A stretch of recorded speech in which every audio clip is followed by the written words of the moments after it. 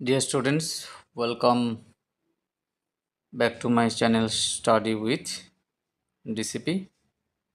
আমরা দুদিন থেকে পড়ছিলাম থ্যালাসেমিয়া রোগ সম্পর্কে। এই থ্যালাসেমিয়া হলো অটিজম বাহিত একটি বংশগতি সম্পর্কিত রোগ। কিন্তু আজকে আমরা পড়ব এক্স লিঙ্কড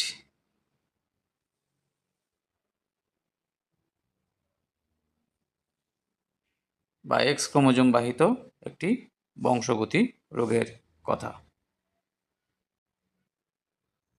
তাহলে শুরু করছি আজকের ক্লাস। যৌন ক্রোমোজোম বাহিত প্রচ্ছন্ন রোগ কাকে বলে?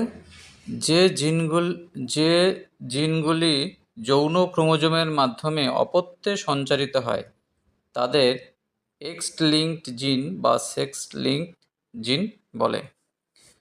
এক্স ক্রোমোজোমের মাধ্যমে জিনের মিউটেশনের ফলে নানা রকম জিনগত রোগ দেখা যায়। এগুলি হলো এক্স লিঙ্কড জিন।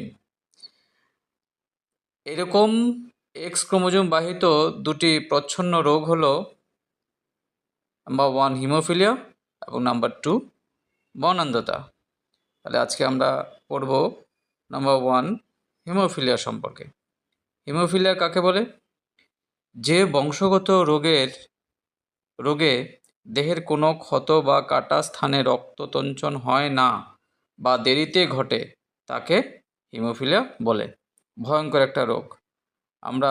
আমরা যদি এক্স ক্রোমোজোম বাহিত এই রোগটা বংশগতিতে সঞ্চারিত হয় বিভিন্ন ব্লাড টেস্টের মাধ্যমে এবং পরামর্শ নিয়ে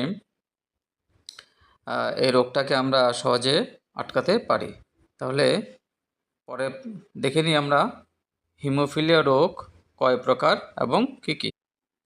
হিমোফিলিয়া প্রধানত দু প্রকার, যথা হিমোফিলিয়া এ, এটি এক্স লিঙ্কড মিউট্যান্ট জিনের জন্য এটি ঘটে।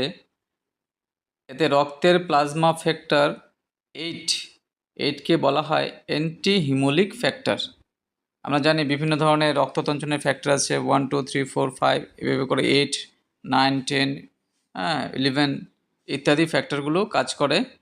তো হিমোফিলিয়া এ রোগ যেটা আছে এটা হলো ফ্যাক্টর 8-এর জন্য হয় এবং ফ্যাক্টর 8কে বলা হয় অ্যান্টি হিমোলিক ফ্যাক্টর। এর ফলে রক্তটা জমাট বাঁধতে পারে না। প্রায় 80% হিমোফিলিয়া এই প্রকার। এবার 2 নম্বর কী আছে? হিমোফিলিয়া বি হবে, এটা প্রিন্টিং মিস্টেক। হিমোফিলিয়া বি বা ক্রিসমাস রোগ। কেন এরকম ক্রিস্টমাস নাম হয়েছে? স্টিফেন ক্রিস্টমাস নামক একজন রোগীর দেহে এই রোগ প্রথমে ধরা পড়ে বলে একে ক্রিস্টমাস রোগ বলে।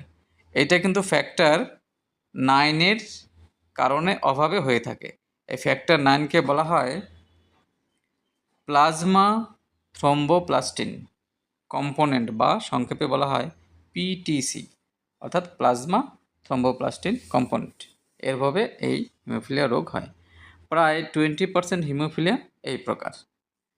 ইংল্যান্ডের রানী বা মহারানী ভিক্টোরিয়া এই রোগটির প্রচ্ছন্ন জিন ধারণ করেন ও পরবর্তী প্রজন্মে সঞ্চালন করেন। বিবাহ সূত্রে এই রোগটি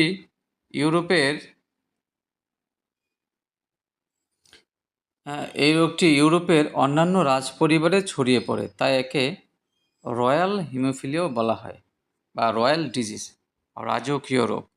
এবার আমরা হিমোফিলিয়া রোগের লক্ষণগুলো দেখে নিই। স্টার মার্কস লক্ষণ কী কী আছে?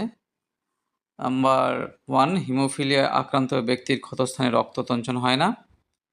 নাম্বার 2 ক্ষতস্থান থেকে অবিরাম ও রক্ত তঞ্চিত হতে পারে।